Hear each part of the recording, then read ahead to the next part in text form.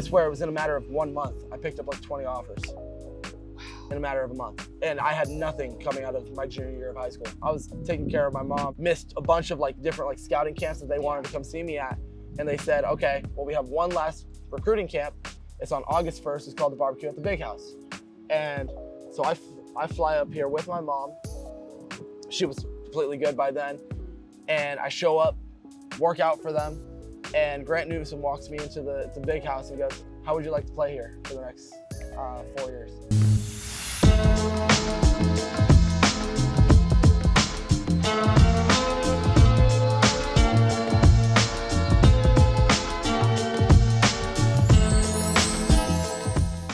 Zack Marshall, welcome to Handle Her.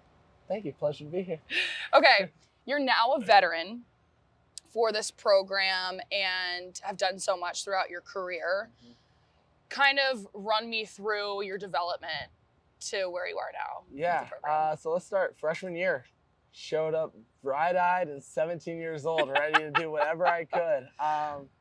It's kind of funny to look back at that team and be like, I really provided so little value, but felt so just like ingrained in the culture and in like everything that was Michigan, right? Mm-hmm. Like it really was just dipping my toe in, but I felt so like welcomed and ready to just like give some type of value, right? Then you get to my sophomore year, I'm like, oh shoot, I can actually play now. So I start to play, break my hand and go, all right, well, I feel like my year's gonna be over. Turns out that was just the beginning. Played the rest of the year with the broken hand. Wow. They just... Did you have like a nub? Yeah, I was all clubbed up. Every single game, my hand would be like this and a little like in a cast. Yeah. And, you know, that was just like, cool.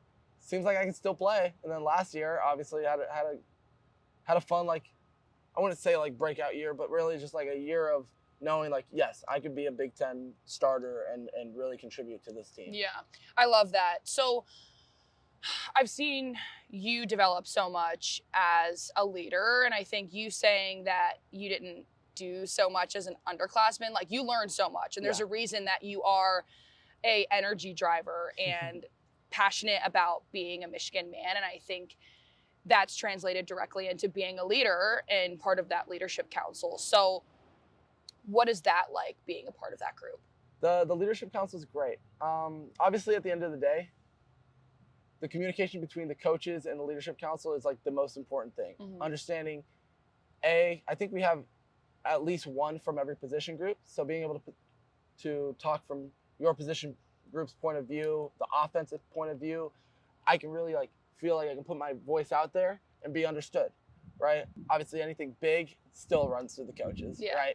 At the end of the day, they do get to veto. Presidential powers are presidential powers, you know what I mean? But being part of that, like you said, being kind of the energy and the spark, not everyone's gonna love it. And that's kind of one of the beauties, is understanding like who you are, understanding who you can click with, understanding like where you're, maybe where you need to turn it up, where you need to turn it down, just kind of understanding that feel. And that's something you really start to learn as you get older. And it's funny, I every year it feels like I'm like, he's kind of like me when I showed up. Yeah. You know what I mean? Like I have a new kid every year. It's like, I like that kid. I like that kid. Or I like that kid. You know what I mean? Just like new, not like new versions of me. Because there will never, no, I'm just kidding. Our old tight ends coach used to joke, you're not one in a billion, you're 1 in a trillion. You're just a wild psycho human. Yeah. And it's like, yeah, I am. And that's one of my it's a strength. Yeah, it's a strength. It's one of my strengths. I'm so unpredictable. I'm just me. Yeah. So, no, I feel like you're like the male version of me, to be honest. A little bit. What is that thing? Like the Wonder Twins? Like, I have no idea. Is that a thing? I don't know. You ever seen like Goku from Dragon Ball Z? The little yeah, you know what I'm talking about. I have absolutely no idea what you're talking about, but I love it. References. You would totally get it. Totally not. Yeah. Okay, so being the most improved player, where do you see yourself this coming year, this upcoming season, and filling those bigger roles? Like, what's your goal for this year? Yeah, the goal is simple. Win as many games as possible. Go win the Big Ten. And at the end of the day, the same mentality that won us the national championship and got, 17 players to go pro from that 2023 team is when the team does well, everyone eats. Like, you have to build the whole table before anyone gets their plate. So we're just trying to build that table. And if I can be a part of the main people putting that together, that's what I want to do. Like, build the table for all of us to be able to stack plates, stack wins, stack individual successes on top of that. That's how we're going to have the best, not only as a team, but all individually. Because, I mean, you look at all the schools that do well. Let's talk about Indiana last year. They had a ton of dudes drafted. No one would have thought of that. But they put together all the success as a team, and it just elevates everyone. Yeah. It elevates everyone. Yeah, and you can definitely see it from the people that came out of that national championship year. And obviously there are remnants of those people that are still on the team. But I feel like because you guys are now the veterans, you have the ability to put that into 100%. Place. So you came from Carlsbad, California. Yeah. What is something about your upbringing that you think people might not know? It's a little beach town. It's awesome. Like, I'm not gonna sit here and say it isn't one of the greatest places in the world. It's beautiful. It's beautiful. It is. So Carlsbad, Encinitas, and Oceanside were kind of the three places like I spent most of my time, and like, everything about it is just unreal. The food. That's where I get picky. I'm a real food snob now. Really? Because I didn't realize how good, like, specifically the seafood is on the West Coast. I could probably fight you a little bit on that with the Maryland East Coast. Totally. Maryland crab, Maryland, all the shellfish, I'll give you guys Okay, that. perfect. But as long as you want to talk about shark, swordfish. Shark? You never had shark? No. It's fantastic. Shark, swordfish, tuna, salmon. Whitefish is good here. Any of those oh my gosh, white snap, like this, all those like freshwater fish, actually pretty solid here. Really? Everything that would be like a ocean fish. Yeah. I believe you. I think I believe you on that. So yeah. I love seafood, but that's mainly from my Carlsbad roots. Okay. So what got you into football, and like what brought you to the Midwest? The second one's a weird story. The first one's an easy story. I liked football, right? But my friend Hayden Klein, still my best friend to this day, in second grade was like, yo, you trying to play with my flag football team? Went to my mom next day, said, yo, can I have a sleepover with Hayden? We're trying to play football, right? So we started just like kind of throwing the ball. He ended up being my quarterback all through like flag football and so cute. and even like Pop Warner till 8th grade. Then we ended up going to different high schools. He started playing, he mostly focused on baseball. Did that, but he was the initial reason I got into football in general, and he still even jokes like, remember who made you, son, all the time. It's great. Remember who made you. Yeah. And I'm like, yeah, you were the only reason I ever got into it in the first place. We used to do like, you knew like, did you ever know like the smoothie forfeit challenges? You'd play a game of Madden, and like whoever lost had to drink a smoothie that the other person made, and they would make it as horrible as possible. Yeah. Well, we used to do those all the time. And we used to play Madden until like midnight, 2 a.m. Like we'd be up just playing Madden for hours against each other. Yeah. And like create your team, or like pick 2 teams, take 5 people from random teams. Dude, we used to just like, between Madden and actually just throwing the ball, I mean, we probably spent, I would say like a year of collective time, like just being around each other. So what would you put in your smoothie? Dude, I never won. That's the worst part. So you're drinking this smoothie? I was always losing. That's the funny part. And oh gosh, oh my gosh, I don't even want to know what you drink. Dude, he used to put like milk, bananas, chili powder, like hot sauce all together, make it as miserable as possible. And I used to sit there and go like, yo, what are we doing? You should just quit. Or we do like the Warheads challenges, those like ultras. Whoever lost had to do it was all that. Or what's those jelly beans? The Bamboozled? Yes. Bean-boozled. Bro, we did those too. Those are brutal. All of those. Like anything that was gross that you could ingest safely. Yeah. The loser had to do that. So coming out of that, Hayden gave you, your love for football. What brought you to Michigan? Yeah, that's a just like kind of a weird story because obviously my freshman year of high school, I was good. I was like, I loved it. I loved football.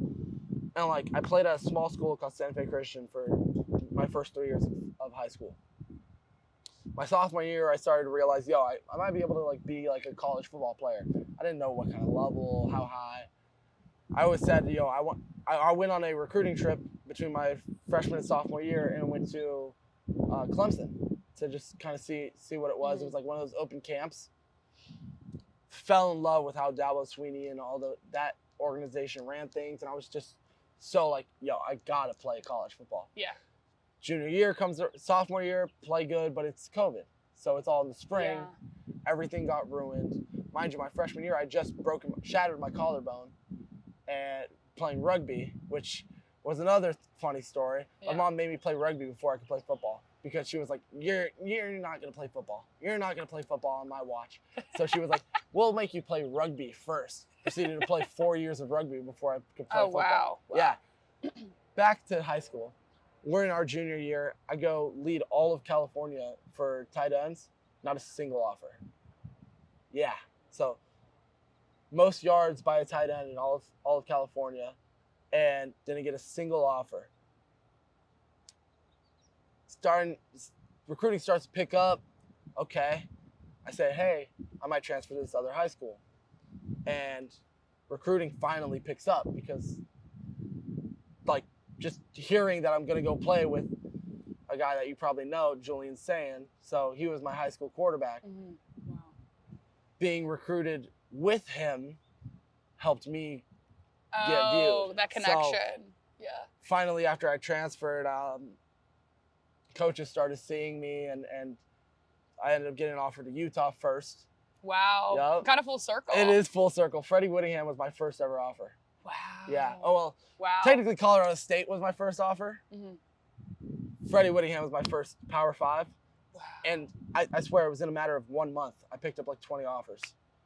Wow. In a matter of a month. And I had nothing coming out of my junior year of high school. So I was just so confused. Recruiting picks up all of a sudden. Play really good during like all the 7-on-7 camps.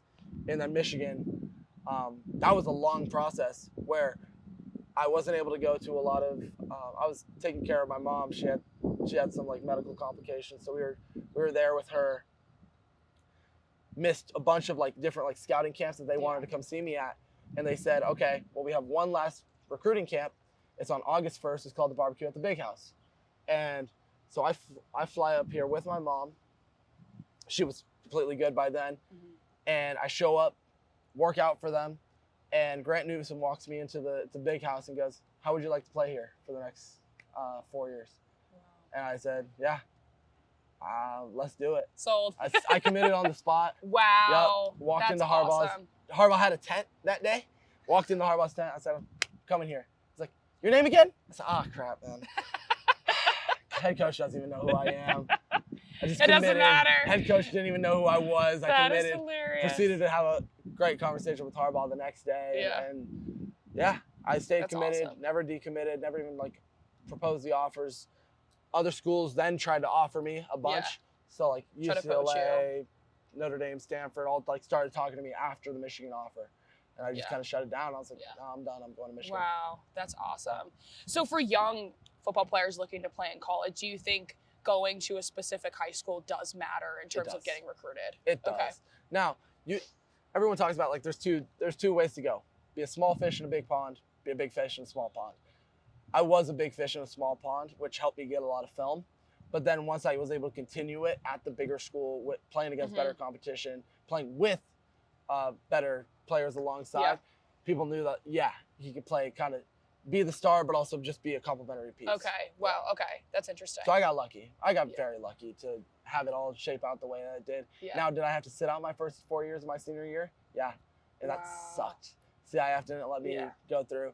Now, mind you, we were having some family like financial hardship, so we probably weren't going to go to that school either way. The private school that I had been at on a scholarship, like they helped me out, an academic scholarship. We don't recruit for football at Santa Fe Christian, but it's a fantastic school. But there was like a scholarship that I was on, and it made it financially able to happen. And then that ended up not being able to happen for the next year. Mhm. And so we were going to have to move either way, or not move our house, but move schools because financially we couldn't afford it.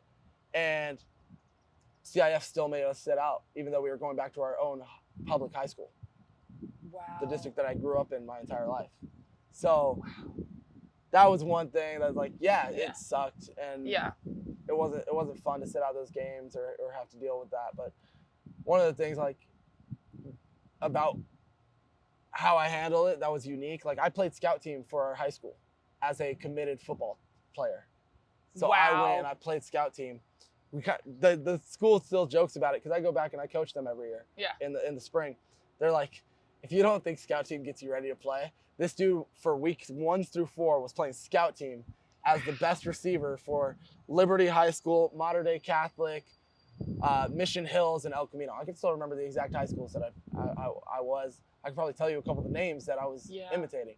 But like the ways to get better is just by finding a way in instead of finding a way out. Yeah. So I think that's special because like playing scout team really does develop you. It does. It really like you either find it or you lose it, and like that it really is make or break. You mentioned it, but giving back to your community in Carlsbad, and whether it's in Michigan and doing camps here or back home, what kind of inspired you to give back in this way? Yeah. I didn't have a lot of college players to look up to when I was young. I had some awesome coaches, like Coach Jose Moeller at Left Coast Athletics. I went to his camp around that same time in 2nd grade, right after I met Hayden, and we went to a camp. And I was like, this is so much fun. And it was part of the thing that built me into like loving football. And I just want to be like one of the reasons people love football. But I also want kids to actually have tangible people to look at and be like, hey, this dude just went to college. I maybe had one, a guy named Asa Turner, played for Washington, came from my high school. He was always cool to me, but like I never got to train with him or run a camp with him. And now me and Asa actually teamed up on this most recent camp. Yeah, so like I saw that. It's unreal to just like a guy that was my example of like how to do it, the best player in Carlsbad history, one of those guys, right? Wow. And just being able to kind of look at that and say, hey, I get to be on equal playing field, but now show that to all these kids. And have the high school, middle school kids that always wanted to kind of have that connection to a college player. Yeah. They get to have it. They get to have my cell phone number if they want. I talk back and forth with these guys. Like there's a kid named Jesse Pinion. Like he's in 8th grade now, not even in high school yet. And we text back and forth whenever he needs like advice on something. And I'm so like, I wish I had that. Yeah. So that's what I want to give is like awesome. The accessibility to talk to a college player, to be just kind of friends. Like being friends with a college football player is pretty freaking cool. Yeah. if I was 10 and I got to like text, that's one of the reasons I'm doing like the streaming stuff I'm doing now, so I can talk to fans, talk to people that need that advice. So the streaming, the camps, I really do care about just sharing my knowledge or just being a friend to a lot of people, because it's celebrity culture really kind of tries to ostracize like people from being human. Yeah. Bro, we're all just people at the end of the day. Yeah. Like why you're just a kid from Carlsbad. Exactly. Yeah. Just a kid from Carlsbad. Why would I want to be like cooler than thou or like holier than thou? Yeah. Dude, I like Pokemon. I like anime. I'm not some super cool driving a Lambo. You're kind of a freak. No, I'm a weirdo, and that's great. And people need to be more accepting of being themselves and like being honest with who they are. Yeah. And I love that. And now, am I gonna sit here and say I'm the coolest person in this Michigan locker room? No, I'm not, and that's completely okay with me. Yeah. Because I'm cool to myself. I'm cool to my nephews. I'm cool to the people that I really care about. So that's what I want to be, is just like someone for my family to look up to, B, someone for fans and or future football players to look up to. And I just want to be that to them. Yeah. So I saw you did a motivational hype video or like a motivational speech Yeah. to the kids. Yeah. What are you saying to them? A lot of screaming and whatever just happens in the moment. Like, So you don't pre-plan these? Oh, no. And like randomly started a slow clap to try to get everyone just like engaged. Yeah. Get them energized. You know, like 2 claps and a Ric Flair? Yeah. Yeah.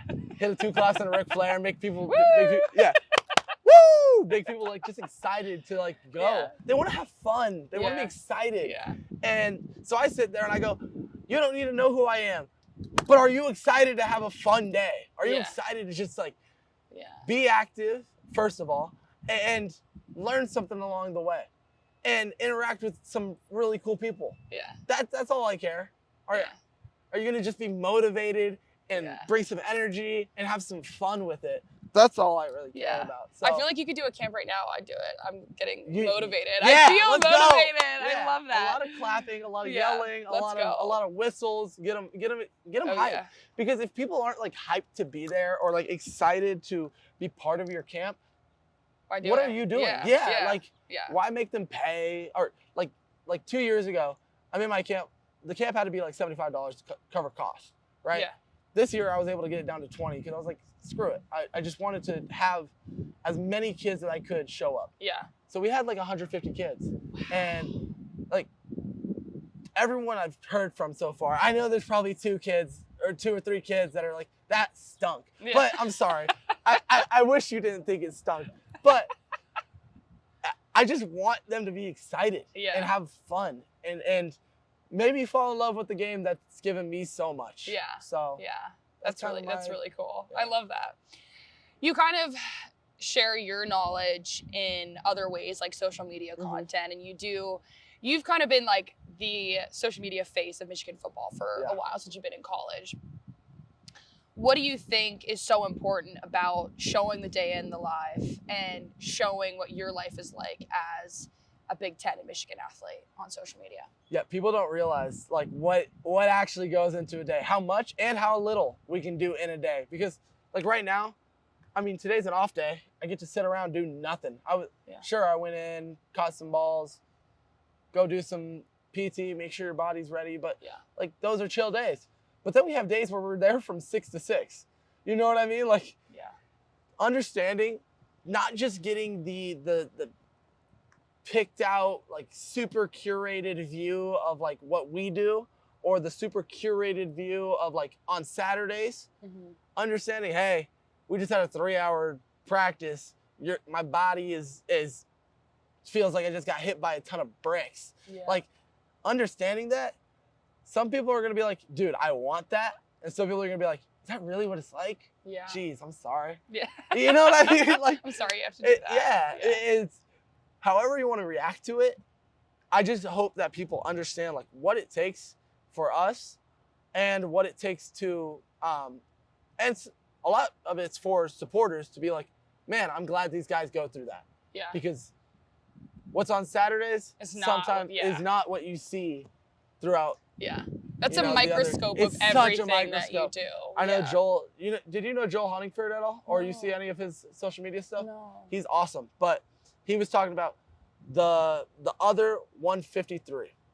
You're guaranteed 12 days, 12 games every year. What are you doing the other 153? And that's what I want to show people is the other 153. Yeah. Because Saturdays are dope. Don't get me wrong. But we have 153 days that people don't care about. And if they care about them, that's awesome.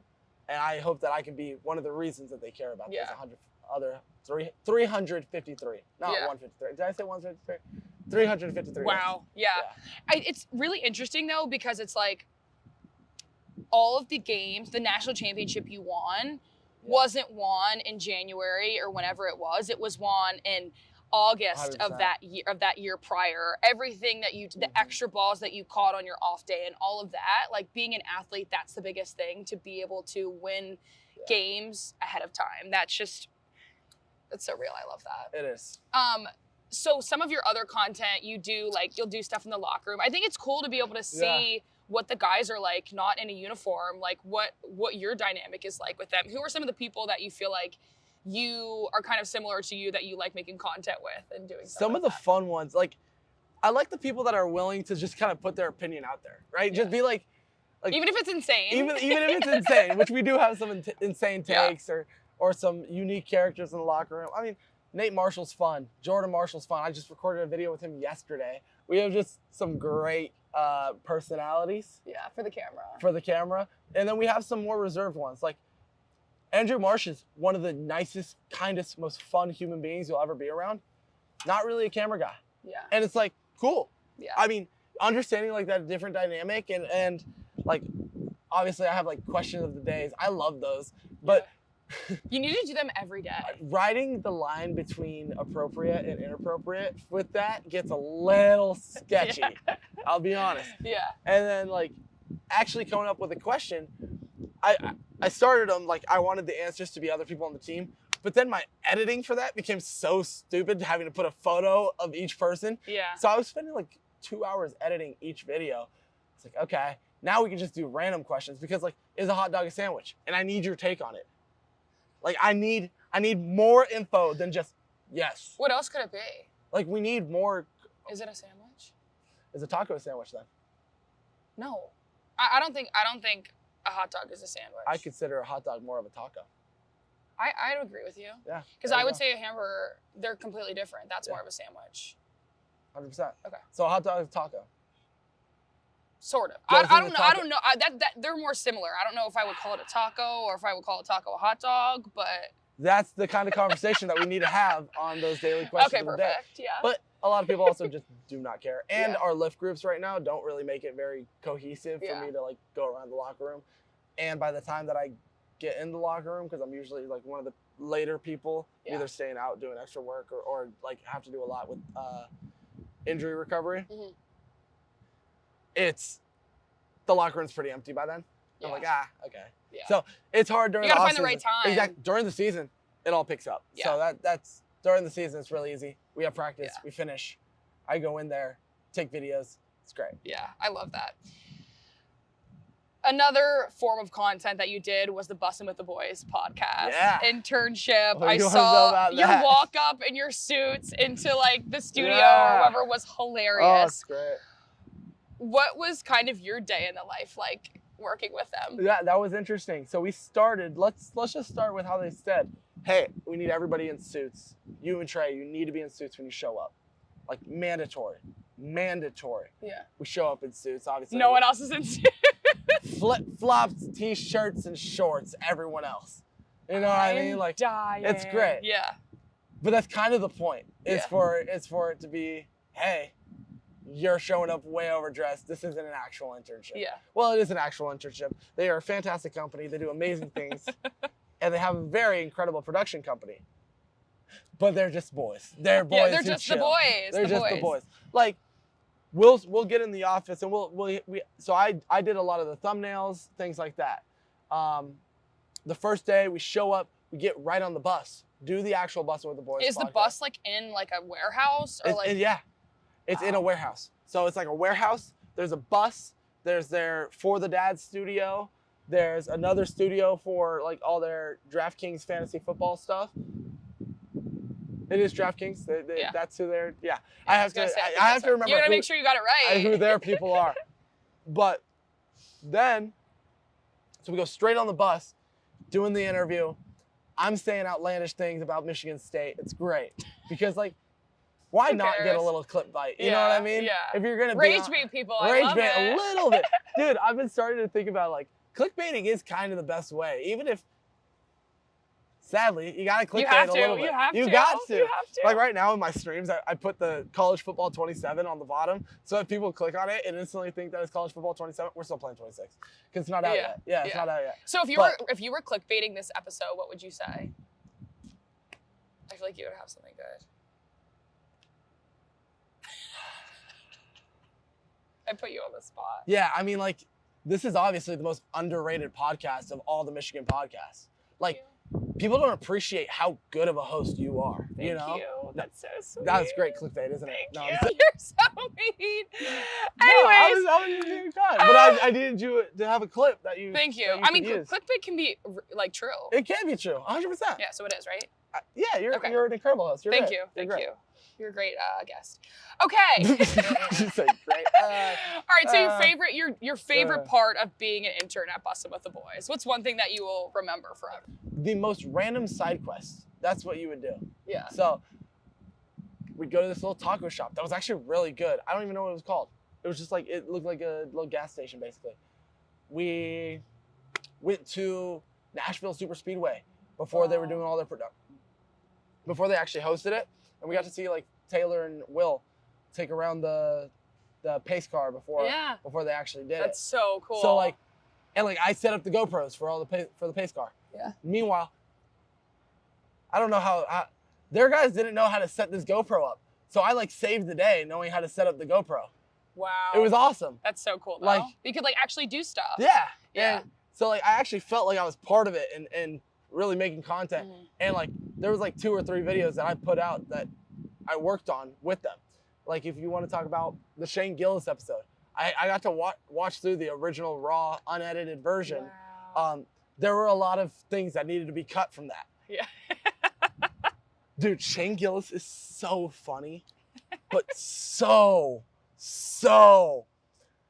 I don't know if edgy is the word to use. Okay. But there's a line and he is just like right there every time. Like, I don't know, man. Yeah. Dude, Shane is hilarious. Yeah. So watching through the unedited version of Shane and Taylor and Will interacting, it's like if CTE and comedy just hit each other in 2 buses, like that was what it was, and I loved every moment of it. Yeah, that's awesome. As a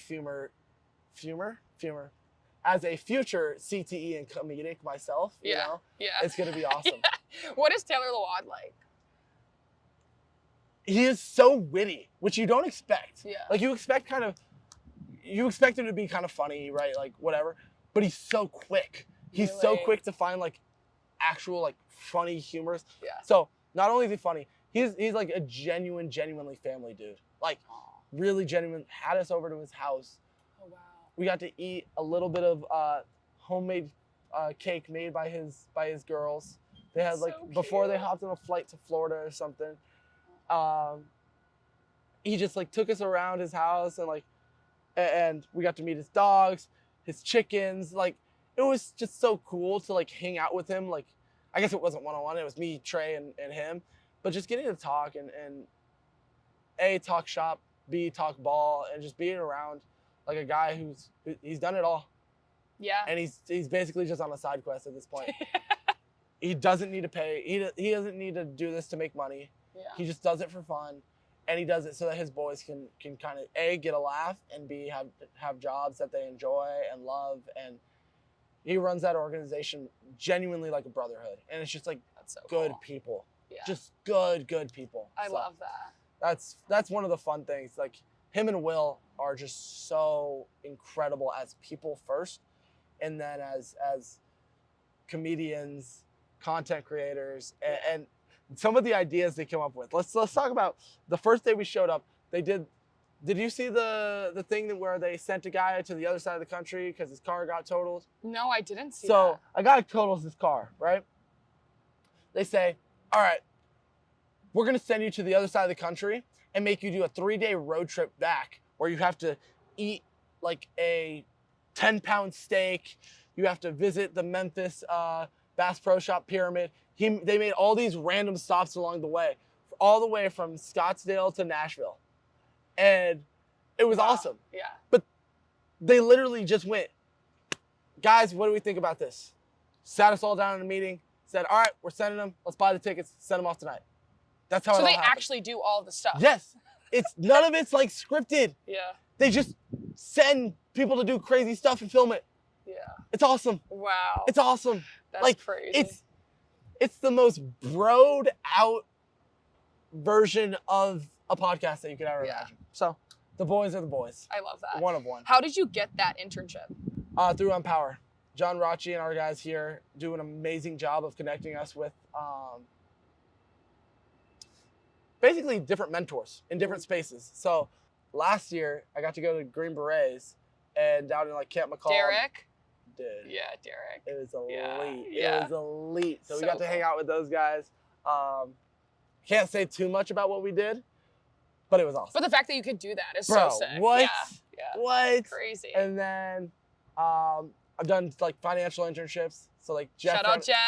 Jeff Shout out Jeff. Yes. Incredible. And then I've done some VC stuff, like virtual VC stuff. So I got Latif Pericha has been one of my like mentors just for talking through like VC. He runs a he's a partner in a company called M13 Ventures, and they're awesome. So right now, headed to New York, gonna meet a new VC guy that I'm working with this year. So every year they give you like a new people to meet, new people to new different avenues to get into. Yeah. So I'm just really happy to do it. But yeah, that's how I got in contact. Bussin'. That's so with cool. Bussin'. I mean, it's not a bad thing that there's Michigan alumni there. There's Michigan alumni everywhere. Everywhere. So, everywhere. That's so nice.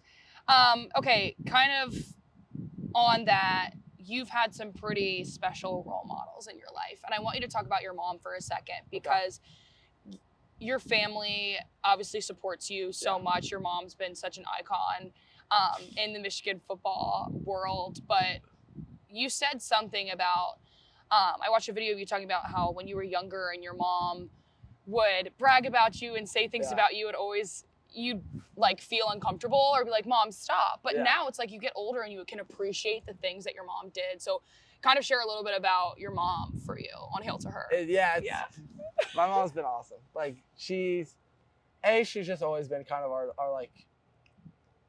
our faith rock, right? Like as far as like faith comes, like that runs through her and through our family. Yeah. So that's the first thing.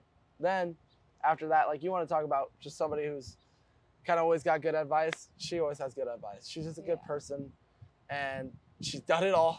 She's been through ups and downs, and you can just kind of, it's the first person I can, it's like the person I trust the most. Like I still call her every day, and I don't know. There's not much else to say. Like the best thing I can do now as a son is kind of just brag about her because she did all the bragging about me for so long. Now I can just sit here and go, well, she will continue to be an amazing mom. So that's awesome. I'm just I'm very grateful, and I don't know. Shout out Hail to her. Shout out Hail to her. Shout out Mama Marsh. Mama Marsh. Mom. I love that. Okay. Kind of to round this out, like you said, you've worked with Jeff. You've done a lot of different financial internships and understanding. Like you're in Ross, right? Yeah. You've understood a lot of the financials and part of NIL and the importance of all of that. So with NIL chat. A little NIL chat. So how would you describe or elaborate on the understanding of how to handle financials in this NIL era? This is fun. This is a fun conversation because you never know what you're actually going to get. Let's just start there. The same way that that NFL players have to be really, really careful with their checks, college players have to be even more careful because they're not getting W-2 income. They're getting 1099 income. Understanding that you have to be accountable for all of your tax, all of your like basic expenses, you're never going to have as much as you think you do. Or you're going to think you have way more than you do. Let's put it that way. You're going to think you have a lot more than you do. And like numbers are just numbers until you actually get the cash. Yeah. You know what I mean? And never outspend what you have thinking about what you're going to get. Understanding what you have, don't put yourself in debt. Be really smart. I'm not going to sit here and say save everything. I like to spend. I like to spend a lot of money. And I'm so honest about it because I'm like, hey, but I know what I can budget, what I can spend, what I can't spend. Understanding that I am trying to set myself up for the long term. That's what you need to think about. You can't just think about, because one knee goes out, you're done. Have a big head injury, neck injury, spine. It's real. It's a real risk. You risk your life every time you go onto a football field.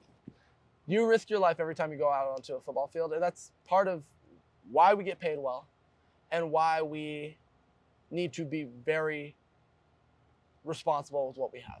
Yeah. So be responsible, trust the right people. Don't trust everyone. Know your circle and keep it darn small, because everyone's going to tell you advice. Everyone's going to tell you there's greener pastures over here. This is what you need to invest in. This is what you need to look at. Oh, you should get into this early startup. Really, really be cautious about where you put your money. Watch the pennies. The dollars, the thousands will take care of themselves. I don't know.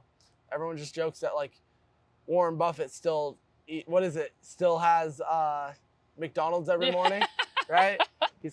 And if the market does bad, he'll have just some sausage McGriddle instead of having, the big. I love a sausage McGriddle. Dude. Yeah, so good. I had one before the camp.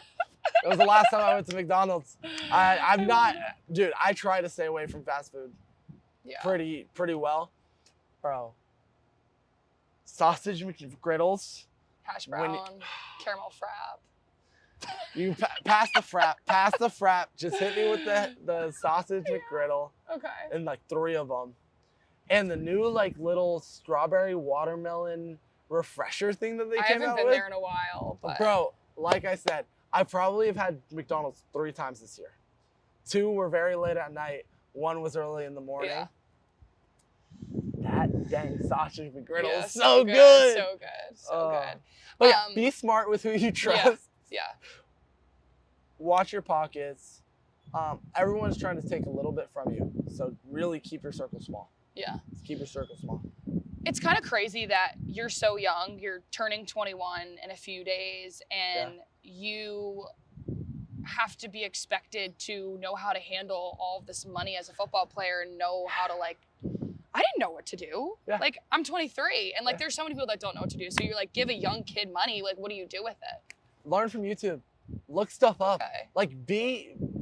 Try to learn how to manage your own stuff, because if you don't, people will take advantage of you. Yeah. I've been taken advantage of by different third parties that want to sell you on really cool NIL deals. Oh, but they actually suck, and actually you have to get this many clicks or else they don't pay you out, or you have to do this, or it's just products, or it's just, you know what I mean? Yeah. Read the fine print. If you don't want to do it yourself, get a darn good agent. Yeah. And sorry, we live in a world where you have to protect yourself, because people will take advantage of you. So read the fine print, learn as much as you can from YouTube, whether that's understanding the tax system, because people will teach you the tax system. Accountants will teach you the tax system. If you're willing to listen to a CPA, bro, they all want to tell you about how smart they are. Every single one wants to tell you how smart they are. I have a great CPA, John Angel, shout out. It's just to understand what you need to do to set yourself up for the rest of your life, you have to get the basics of finances and business in your tool belt. Yeah. If you don't, then you need to have really good people that you trust that have that and can take you further. Because I'm never doing things on my own. I asked an agent, I asked my parents, I asked my girlfriend, I asked anyone who's really close to me, who understands my values, my vision for my future self, and how I want to set up my future family. What's the smartest decision to make in everything?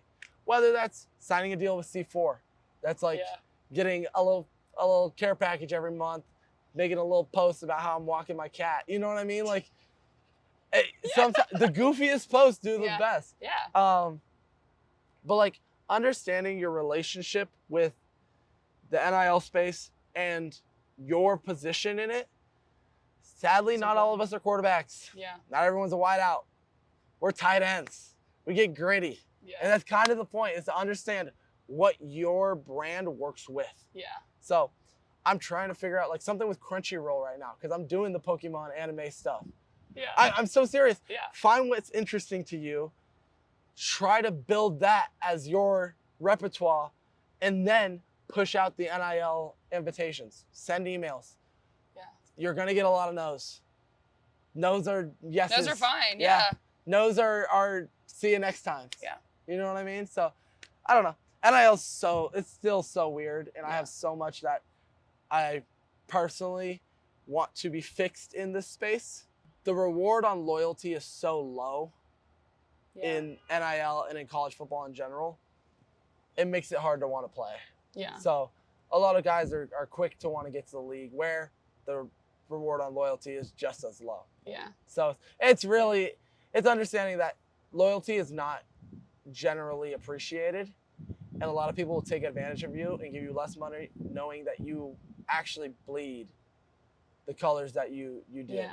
Like I could have gotten a lot more money to transfer somewhere else. Yeah, but you learned who you are being at Michigan. 100%. And everything that you've been able to do. And that's where I owe my allegiance to, is understanding like it's not just this year. It's the years past and the years future. Yeah. Where when I come back in 10 years and I'm on that alumni panel and I get to sit with some kid who's like, bro, I'm tired of being here. They don't appreciate me. I can sit here and go, I know exactly how you feel. I know exactly how you feel. But trust me, this is not a 4-year decision. Yeah. It's a 40-year decition. And it sounds so stupid and cliche, but it's so dang true. It's so true. It's so true. It's so true. And but that's what it is. Yeah. It's understanding, is $100,000 worth it now, or is millions and millions of dollars worth it later? Yeah. I love that. I don't know. We're gonna do a Mount Rushmore segment. Okay. And I want you to rank your top 4. Yep. Let's do Mount Rushmore Michigan tight ends. Okay, this is fun. All right, let's start. The obvious answer is the Mackey Award winner, Jake Butt. Like that's the easy one. He's awesome too. Yeah, he's married to a lacrosse alum. Yeah. Dope. Natalie. No, he's sick. No, he's the best. So Jake Butt, front and center. Ian Bunting. Then, that's my guy. Ian? Ian's great. I don't know if he's on that Mount Rushmore. Let's talk about play first. You know? Let's do Devin Funchess. The dude was unreal. Played a long time for the Panthers. Actually ended up getting moved to wide receiver, but unreal tight end for us here. Next, let's go Benny Joperu. Drafted in the 2nd round to the Texans. Similar to Marlon Klein, but he's kind of the OG GOAT. One of the reasons I still wear 83. Yeah. Love that. Yeah. Love that. I could either go old or go new. Whatever you want. The last spot is saved for one of 2 people. Okay. It's either Jermaine Tooman or Colston Loveland. And I hate to put somebody who's I've played with on there, but the dude was so good. So let's put Colston Loveland up there. Okay. Dude was number 10 pick. Yeah. Number 10 pick in the NFL. Really good. Really good tight end. Yeah, no. Yeah. So that's my top 4. Jake Butt, Colston Loveland, Devin Funchess, Benny Jopper. Okay. Favorite songs of all time, Mount Rushmore 4. Woo! Oh man. Give me Thriller. Now, is this like me personally? Yes, your favorite songs. Oh, shoot. I know that's really hard. That's Michael Jackson's a good pick though. But like you need a Michael Jackson song. So then I'm gonna shift my pick from Thriller to my personal favorite by Michael Jackson. Rock With You. Love that one. Incredible song. Love that one. I wanna rock. It's great. It's great. Okay, so we got Rock With You. That's up there. Let's go to a Jermaine Cole song.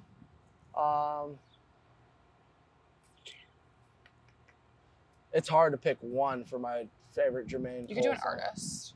Kanye West, Runaway. Okay. That might be a hot take, but let's go Kanye Before All the Issues. Incredible artist. Incredible artist. Like I separate the art from the artist. Yeah. He's the an art icon. was incredible. He was an icon. Kanye Runaway was an incredible. That whole album's incredible. Yeah. But that song specifically, Runaway, incredible. The J. Cole song I'm gonna choose. Let's go the fall. No, that's too recent. Too recent. Let's just go No Role Models. That's solid. It's a good one. Solid. It's a good one. It's on my pregame hype playlist. Let's go No Role Models. Now, Could I have gone with a better pick? Like as far as me personally, yes. I probably would have gone For Your Eyes Only if I'm picking like real like ball knowledge J. Cole. Yeah. For Your Eyes Only is an incredible song. Okay. Then, but we're gonna go no role models for the publicity. And then the last one I'm gonna need is like a Bob Marley reggae vibe. Okay. Let's go Jammin'. Jammin' Okay. by Bob Marley. So we got Okay. Jammin' by Bob Marley, Rock With You, Michael Jackson. For Your Eyes Only by J. Cole, and Runaway by Kanye West. Okay. There Love you that. Last one. Yep. 4 clothing brands. Ooh. What are you wearing? Favorites? Shout out Nike. Shout out Jordan. Shout out Built. You don't know what Built is? Built Basics? No. Love Built. Do they have women? Actually, get rid of Built. Put in True Classic. True Classic. Okay. Let's just do both of them. Nike, Jordan, Built, True Classic. Love all 4 Are you of wearing it. those right now? Sadly, Nike, Jordan. I think this is American Eagle or something. Mm-hmm. I don't know. It Yeah. was at the bottom of my. I haven't done laundry in a little bit. It's okay. I need to do laundry. I've learned so much from this conversation about your life, but about financials and about how you've built your brand and truly being a Michigan man. On hail to her. Shout out. But shout out. Thanks for being here. Of course. But I'm so excited to see what you tackle in your senior year. I'm excited to Let's keep go. watching Hail to Her. Thank It's gonna you. be a All blast. right, let's go. Let's go.